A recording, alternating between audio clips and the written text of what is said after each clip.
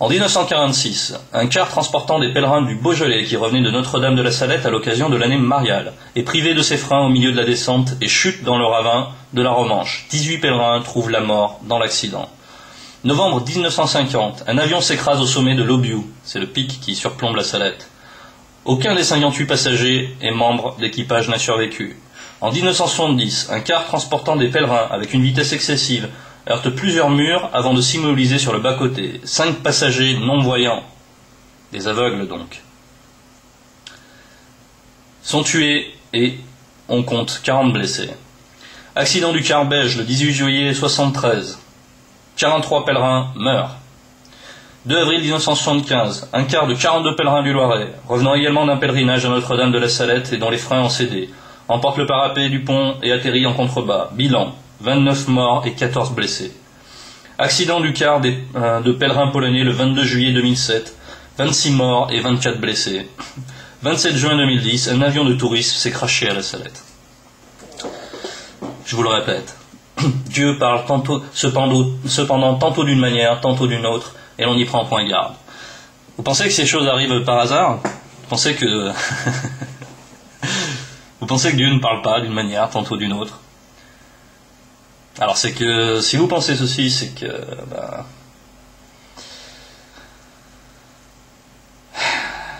je sais pas, c'est à vous de voir. Pensez-vous que la régularité de ces accidents de pèlerins soit anodin, sans signification ? Qui veut continuer à se leurrer le fait, même contre l'évidence. Ces apparitions mariales sont démoniaques, et va contribuer à la grande séduction. Et ceci fait le lit du New Age. Je vous pointe quelques faits troublants, je vous les ai déjà montrés. Quel rapport y a-t-il entre le mysticisme, Isis, Marie, déclarée déesse, appelée reine du ciel par tous les fidèles aveuglés? Pourquoi cette symbolique? Informez-vous. Qu'est-ce que ça vient faire là, ces symboles? Posez-vous des questions.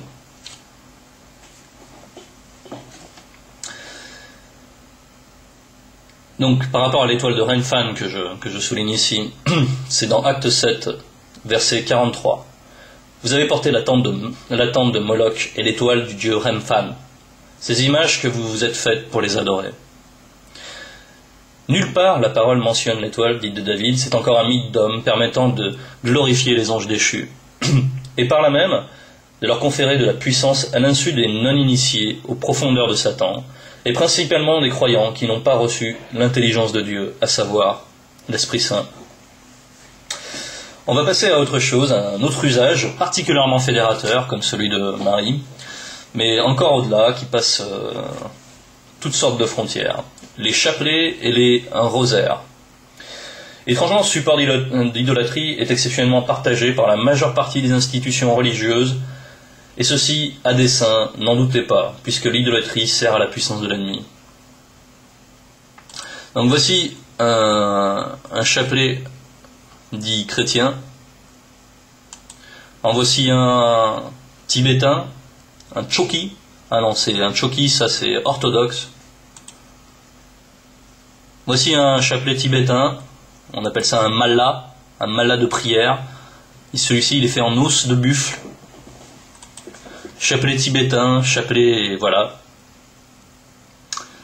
Je garde quelques images en réserve pour vous montrer quelque chose. Alors, qu'est-ce que nous rapporte le Seigneur au sujet de la prière? Matthieu, chapitre 6, verset 7. En priant, ne multipliez pas de vaines paroles, comme les païens qui s'imaginent qu'à force de paroles ils seront exaucés. Et qu'est-ce qui incite à faire ces chapelets? C'est à répéter, comme si par la répétition de prière, par une sorte de récitation, ça allait fléchir Dieu. Mais c'est une illusion.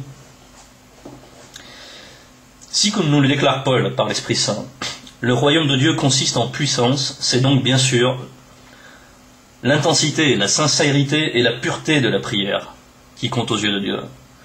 L'intensité de la prière, c'est la puissance, c'est-à-dire l'activité de l'Esprit Saint qui nous anime, pourvu que nous préférions la volonté du Père à la nôtre et que cela se traduise en actes. Ecclésiaste, chapitre 5, verset 1. Prends garde à ton pied lorsque tu entres dans la maison de Dieu. Approche-toi pour écouter, plutôt que pour offrir le sacrifice des insensés, car ils ne savent pas qu'ils font mal. On voit ici qu'ils ne savent pas qu'ils font mal. Comme tous ceux qui s'adonnent à ça, ils ne savent pas qu'ils font mal. Chapitre 5, verset 2. Ne te presse pas d'ouvrir la bouche. Que ton cœur ne se hâte pas d'exprimer une parole devant Dieu, car Dieu est au ciel, et toi sur la terre. Que tes paroles soient donc peu nombreuses. Encore une fois, on est radicalement à l'opposé. Ces pratiques amènent radicalement à l'opposé de la parole. Jean 4, versets 23 et 24. Mais l'heure vient, et elle est déjà venue, où les vrais adorateurs adoreront le Père en esprit et en vérité. Car ce sont là les adorateurs que le Père demande. Dieu est esprit, et il faut que ceux qui l'adorent en esprit et en vérité. S'il y a de vrais adorateurs, comme l'indique ce verset, c'est qu'il y en a de faux. Aimant les faux semblants, de crainte de devoir renoncer à eux-mêmes. C'est là le nœud du problème. Comme l'ordonne le Seigneur Yoshua à ceux qui l'aiment vraiment. Adorer en esprit et en vérité s'oppose par la pureté à ce carcan d'idolâtrie et de mensonges ritualisés. L'idolâtrie est un lien d'asservissement, comme j'en ai déjà parlé, quand cette soi-disant Marie, qui est une apparition démoniaque, a insisté pour attacher au cou. Quand on veut diriger une bête, on l'attache par le cou. L'idolâtrie est un lien d'asservissement, dont j'ai déjà dénoncé l'effet par rapport à l'enlèvement de l'Église, véritable, c'est-à-dire spirituel, c'est-à-dire invisible, et dispersé, car le Seigneur Yoshua rassemblera son Église des 80, selon sa propre parole. S'il doit être ainsi rassemblé, réfléchissons, c'est bel et bien qu'elle est disséminée. Rappelez-vous que le Seigneur moissonne où il n'a pas semé. Matthieu 25, versets 26 et 27. Et qu'est-ce que cela veut dire, à votre avis? Nous allons voir ce que ça veut dire un peu plus tard. Ça fait partie d'une révélation que je vous propose de partager. Ceux qui s'arc-boutent sur des versets pour rester pieds et poings liés à une institution usurpatrice qui a la prétention d'être l'Église véritable, ces institutions sont constituées de personnes qui n'aiment pas la vérité, au point de devoir porter leur croix, de renoncer à eux-mêmes, et donc à la reconnaissance sociale, autrement appelée la gloire des hommes, de souffrir de manière fertile, ô combien fertile car ensemencée par la parole vivante de Dieu. Voici le verset qui permet un chantage à l'égard du moucheron, qu'on essaie de couler par diverses pressions et chantages, ou comme du chameau qu'on avale en le positionnant de manière à flatter sa force de caractère. Hébreux. Hébreux chapitre 10, verset 24. Veillons les uns sur les autres pour nous exciter à la charité et aux bonnes œuvres. Voilà ce qui caractérise l'Église véritable. Elle est faite de charité.